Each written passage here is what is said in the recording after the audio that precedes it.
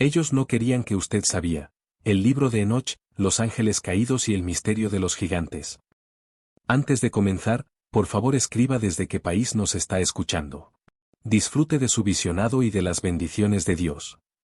Hermanos y hermanas, permítanme echar un vistazo hoy con ustedes a un lugar que ha estado vedado al lector medio durante siglos.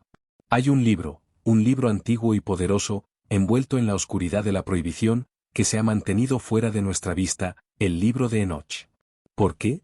Porque habla demasiado directamente. Revela demasiado claramente. Demasiado peligroso para aquellos que quieren que permanezcas en la ignorancia. El libro de Enoch no es solo un texto. Es el testimonio de un hombre que no probó la muerte, sino que fue arrebatado por Dios. Uno que caminó con el Señor y fue llevado al cielo. Vio lo que solo los ángeles pueden ver. Y nos dejó este mensaje, pero alguien intentó ocultárnoslo. Cuando se recopiló el canon de las Escrituras en el siglo IV, el libro de Enoch era conocido, citado y leído. Es más, el apóstol Judas lo cita directamente en su carta, llamando a Enoc el séptimo desde Adán. Pero en los concilios que decidían que se incluiría en la Biblia y que no, el libro fue considerado no apto para la lectura. Demasiado peligroso.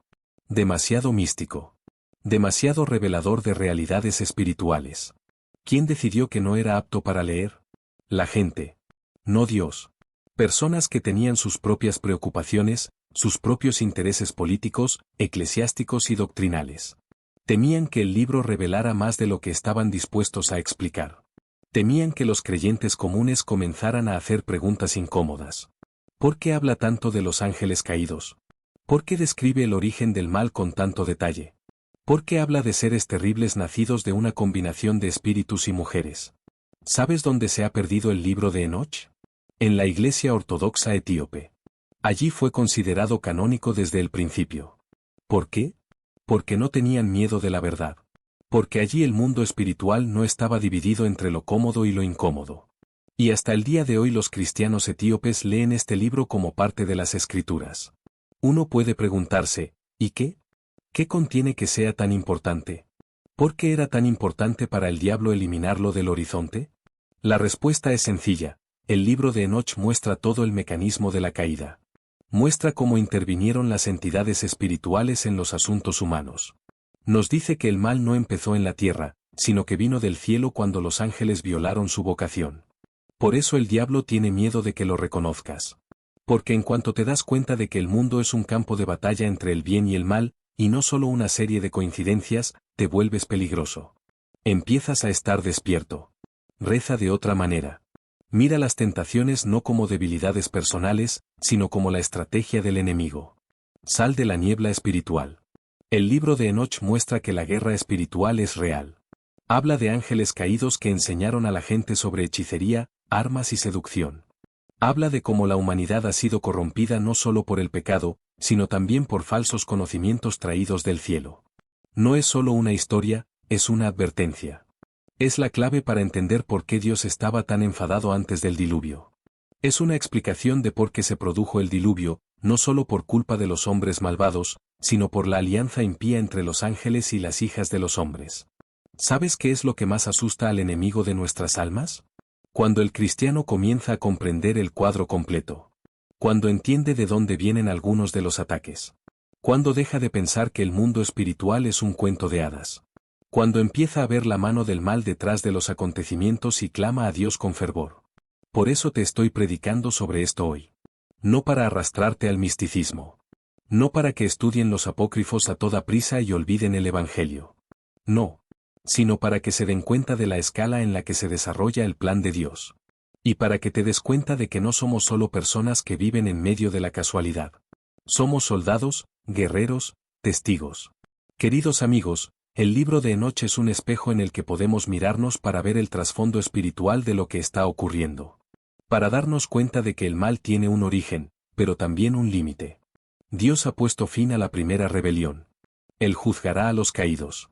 Ya ha establecido a Cristo como vencedor. Sin embargo, debemos saber a qué nos enfrentamos. Para no ser engañados. Para no estar ciegos. Para que estemos despiertos. Por lo tanto, busquemos con razón, con oración, con reverencia la palabra de Dios, todo lo que revela la verdad. aunque alguien haya decidido alguna vez que no es necesario conocerla. Queridos hermanos y hermanas, hoy voy a hablaros de un acontecimiento que sigue dejando perplejos y asombrados a muchos. No se trata solo de un capítulo del libro de Enoch, sino de un punto de inflexión en la historia del mundo espiritual. Es la historia de aquellos a quienes las Escrituras llaman los hijos de Dios, y de cómo alteraron el orden celestial y cambiaron el curso de la historia humana. ¿Quiénes son estos hijos de Dios? Algunos tratan de imaginar que son hombres piadosos, descendientes de Set. Pero, amigos míos, las Escrituras hablan claro. En el hebreo original, el término Bene Ya Elohim se refiere siempre a seres celestiales, ángeles. Era el nombre dado a aquellos que estaban en la presencia de Dios, que fueron creados para servir, proteger a la gente y alabar al Creador. Sin embargo, eligieron el camino de la rebelión. ¿Dónde tuvo lugar esta rebelión? En el monte Hermón. Hoy se puede encontrar este lugar en un mapa, en la frontera de la Siria moderna, Líbano e Israel. Allí, entre la niebla y el silencio, ocurrió algo verdaderamente terrible. 200 ángeles, a los que el libro de Enoch llama guardianes, decidieron descender a la tierra. Vieron que las hijas de los hombres eran hermosas y quisieron tenerlas como esposas. No se trataba de una mera infracción del orden, era un acto de violación espiritual del orden, una traición a la confianza, una ruptura de la frontera entre el mundo del cielo y el mundo de la tierra. Para asegurarse de que nadie se echaba atrás, se hicieron juramentos mutuos. El principal de ellos era Semiaza, el líder de esta legión caída. Dijo: «Temo que no cumpláis vuestra intención y solo yo seré castigado». Entonces los demás hicieron un terrible juramento y se maldijeron a sí mismos si alguien rompía el pacto. Imagínate, los ángeles que estaban en presencia del Santo hicieron voluntariamente un pacto contra su voluntad. Este es el secreto del monte Hermón, el lugar donde los espíritus decidieron hacerse carne. ¿Y qué ocurrió después? No solo descendieron. Intervinieron en la genética de la humanidad. De su unión con las mujeres nacieron los Nepilim, gigantes, seres monstruosos que Dios no quería. No eran solo gigantes, eran híbridos, una perversión de la creación. Devoraban a todos los seres vivos. Cuando la comida escaseaba, se comían a la gente. Enseñaron a la gente hechicería, corte de metales, cosméticos para la seducción, la creación de armas y pociones. Los que debían proteger a la gente se convirtieron en sus destructores. Así apareció en la tierra el primer gran mal. No solo por el pecado humano, sino por la fusión de los espíritus con la carne, por la violación de las leyes de Dios a nivel cósmico. Este mal era tan monstruoso que incluso los ángeles que permanecieron fieles se escandalizaron. Enoch fue enviado a entregar un mensaje a estos guardianes caídos: «No tenéis perdón. Vuestro lugar está en el abismo». El Señor Dios, al ver la corrupción en la tierra, decidió enviar un diluvio para limpiar la creación. Pero incluso después de que los cuerpos de estos gigantes murieran, sus almas permanecieron en la tierra como espíritus malignos. Así es como el libro de Enoch explica el origen de los demonios. Estos espíritus no proceden de Dios, no proceden de Adán, no proceden de la caída en el Edén. Son los restos de una relación rota que nunca debió existir. ¿Sabes lo que es importante que entendamos hoy? Esto no es un mito. Es una realidad espiritual. Vivimos en una tierra por la que una vez caminaron gigantes, donde los susurros de los caídos aún pueden oírse en las tentaciones, en los inventos destructivos, en el orgullo y el poder que rechazan a Dios. El monte Hermón no es solo un punto geográfico. Es el símbolo de una rebelión que comenzó en el cielo pero arraigó en la tierra. Pero, gracias a Dios, sabemos cómo termina. Cristo vino a romper el poder del mal, y en el Calvario derrotó no solo al pecado, sino también a los gobernantes espirituales de las tinieblas. Por lo tanto, no debemos tener miedo. Pero debemos saber para no estar ciegos. Debemos recordar para no ser engañados. Debemos ser despertados, porque el mal no olvida quién fue. Mis amigos, el libro de Enoch no entretiene, advierte. Y que hoy no busquemos ángeles, sino que nos esforcemos por la santidad, no sea que repitamos sus caminos. Hermanos y hermanas, hoy abriremos los ojos a uno de los secretos más misteriosos, más aterradores y al mismo tiempo más importantes que se esconden tras las palabras de las Escrituras. Los Nepilim, aquellos a quienes la Biblia llama gigantes. No eran gigantes ordinarios. Eran los frutos del pecado de los ángeles caídos, híbridos que nunca deberían haber existido. Y si entiendes quiénes eran, entenderás mucho acerca de la guerra espiritual de hoy. Empecemos con un ejemplo sencillo. Génesis, capítulo 6, dice, los hijos de Dios vieron que las hijas de los hombres eran hermosas, y las tomaron por esposas. En aquellos días había gigantes sobre la tierra. En el original Nepilim. La palabra viene del verbo, napal, caer. Literalmente significa, caído o nacido de los caídos. Eran hijos de una combinación de seres espirituales, ángeles que habían violado su destino y mujeres terrestres. El libro de Enoch revela que estos seres poseían una fuerza, una altura, unos conocimientos y una crueldad inhumanos.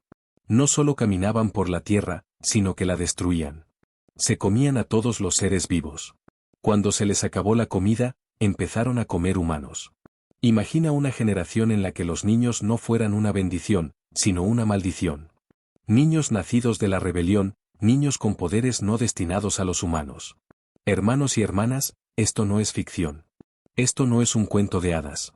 Es una realidad espiritual que se ha intentado ocultar durante muchos siglos. ¿Por qué? Porque es demasiado aterradora, demasiado real. Estos Nepilim hicieron que Dios dijera, lamento haber creado al hombre. Son el símbolo de una forma extrema de depravación. Después de todo, un hombre que ha pecado aún puede arrepentirse. Pero los Nefilim fueron el resultado original de una relación no establecida por Dios. Eran el eslabón roto entre el espíritu y la carne. Y por eso vino el diluvio. Pero aquí está lo sorprendente. Cuando estos cuerpos perecieron, sus almas permanecieron. El libro de Enoch afirma, los espíritus de los gigantes que salieron de sus cuerpos estarán en la tierra y serán espíritus malignos. De aquí vienen los demonios. No son ángeles caídos. Los ángeles caídos están atrapados en el abismo hasta el juicio final. Los demonios, en cambio, son espíritus incorpóreos de Nepilim muertos a los que no pertenecen ni el cielo ni la tierra. No tienen descanso. Buscan el cuerpo. Son hostiles. Odian la orden de Dios porque ellos mismos han sido rechazados y están sin esperanza. Tú dirás, ¿qué gano yo con esto, pastor? Esto es historia antigua. Le diré que se trata de nosotros hoy. Porque estos son los espíritus que actúan en el mundo. Son los que incitan a formas extremas de violencia. Son los que incitan a la perversión, son los que incitan a la obsesión, son los que destruyen las imágenes de Dios. No han desaparecido. Forman parte de una guerra espiritual que no cesa ni un momento.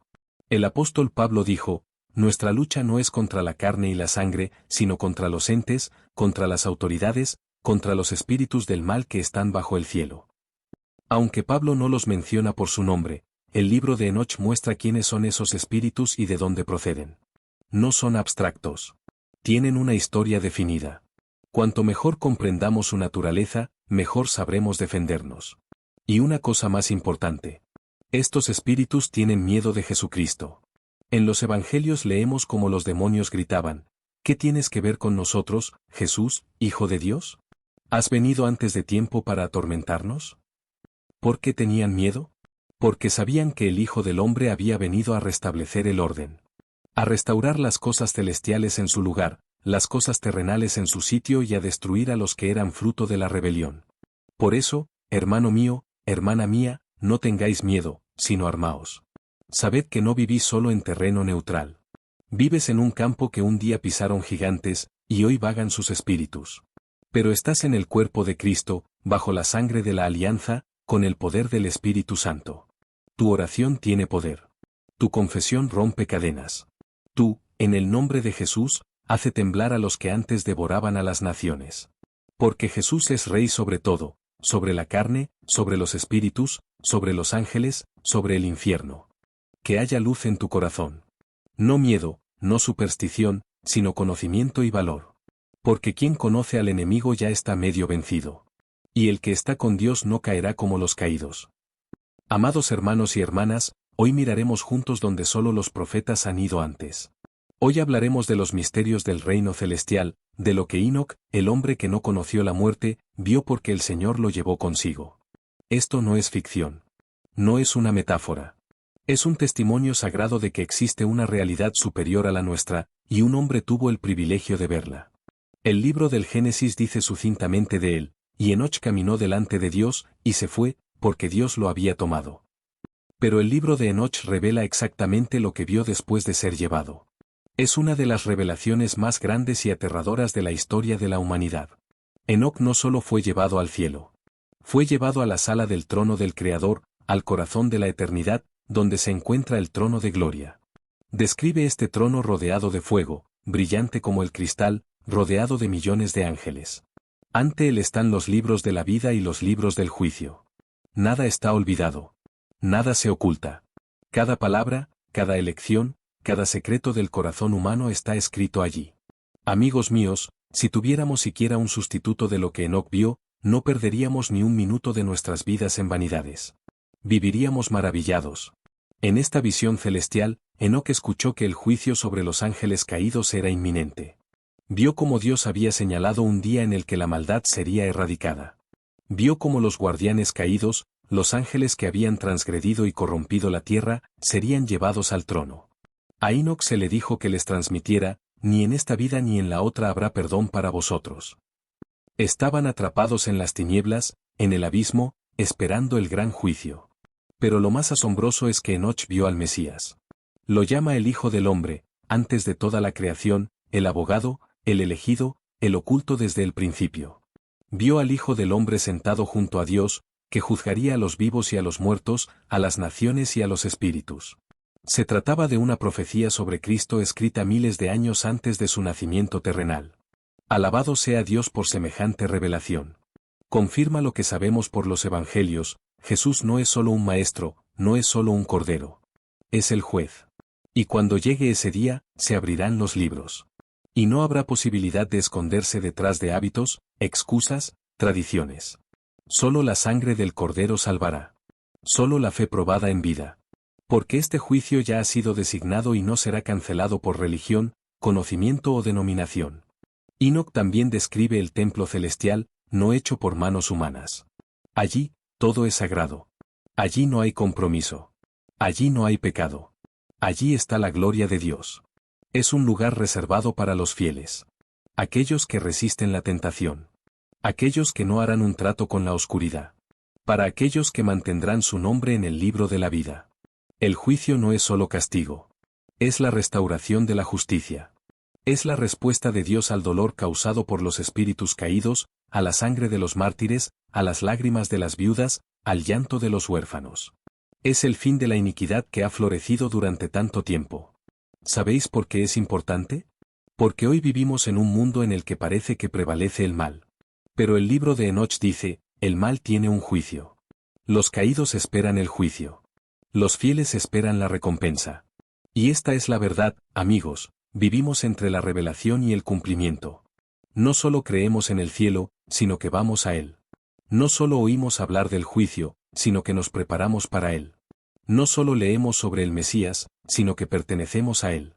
Lo que significa que no vivimos para la comodidad o la popularidad, sino para la gloria venidera. Que cada día sea un paso más hacia el trono. Que cada oración sea una conversación con aquel que está sentado en el trono. Que cada acción sea una entrada en el libro de la vida. Porque un día, como Enoc, también nosotros compareceremos ante Dios.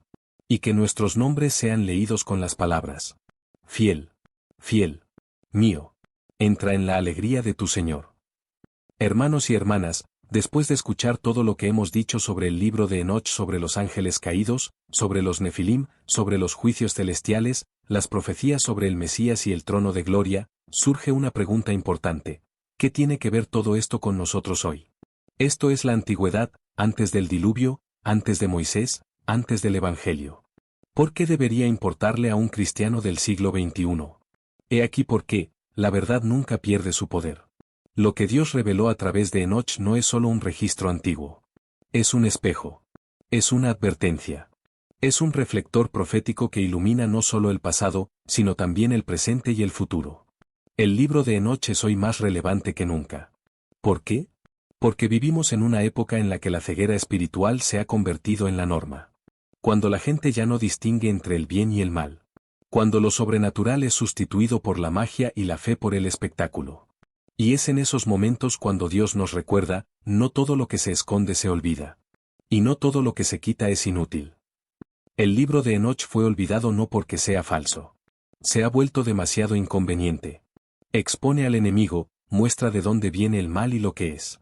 Y si conoces al enemigo por su nombre, si conoces su estrategia, no te cogerá por sorpresa. No te permitirás ser espiritualmente perezoso. Estarás despierto. Y eso es la salvación. Pero, mis hermanos, mis hermanas, déjenme decirles de inmediato, el libro de Enoch no debe ser leído como un evangelio. No es el Nuevo Testamento. No es la base de la salvación. Es un trasfondo, un contexto, una perspectiva profética que nos ayuda a comprender mejor cuán profunda es la gracia de Dios, cuán grande es Cristo y cuán seria es la batalla espiritual en la que estamos comprometidos. La lectura de este libro requiere oración y raciocinio. No te dejes llevar por cada símbolo. No construyas una teología sobre cada línea. Pero lee con el Espíritu Santo en mente, Señor, muéstrame lo que es útil y protégeme de la falsedad. Comprende, no todo lo que está oculto es seguro. Hay textos que llevan por mal camino. Hay apócrifos llenos de falsedades. Tal es el poder del enemigo, no se limita a gritar mentiras, sino que susurra la verdad medio dormido. Por eso, incluso con el libro de Enoch, se necesita madurez. Necesidad de basarse en las Escrituras. Requiere ser probado por el Espíritu y no por las emociones. Al fin y al cabo, el objetivo del diablo no es solo asustar, sino apartar de la sencillez en Cristo. Si, después de leer el libro de Enoch, alguien deja de rezar, deja de leer el Evangelio y persigue solo los misterios, significa que el enemigo ya ha vencido. Pero si, gracias a estas revelaciones, temes más a Dios, persigues más la santidad, rezas más, das más gracias por el sacrificio de Cristo, entonces, gracias a Dios, has salido beneficiado. Porque la verdadera sabiduría no te hace orgulloso. Te hace humilde y celoso. Entonces, ¿cómo utilizar este conocimiento de la manera correcta? En primer lugar, date cuenta de la realidad de la guerra espiritual. No es una metáfora. No es una alegoría. Es una batalla diaria por tu alma, la tuya, la de tus hijos, la de tu familia. En segundo lugar, apóyate en la verdad de la palabra de Dios. El libro de Enoch no sustituye a la Biblia. Pero confirma cuán verdadera es la Biblia. Cuán relevantes son las palabras de los apóstoles, cuán grande es la victoria de Cristo. En tercer lugar, no tengas miedo de saber. Porque Dios no quiere que vivas en la ignorancia. Pero no te intereses más por las cosas secundarias que por las más importantes. Lo más importante es Cristo. Su sangre. Su resurrección. Su regreso. Todo lo demás son herramientas. Importante, interesante, incluso útil. Pero no el fundamento. Por último, que tu fe no sea teórica, sino viva. Si te has dado cuenta de que el mundo que te rodea no es neutral, tú tampoco puedes serlo. O estás en la batalla o en el engaño. No hay una tercera vía. Y si estás con Dios, haz como Enoch. Vive una vida santa a pesar de una época quebrantada. Camina con Dios aunque todo el mundo vaya en dirección contraria. Sé fiel, aunque te consideren un bicho raro. Porque como Enoch, serás arrebatado. No por la muerte, sino por la gloria. Y cuando llegue el día del juicio y se abran los libros, que tu nombre esté en ellos.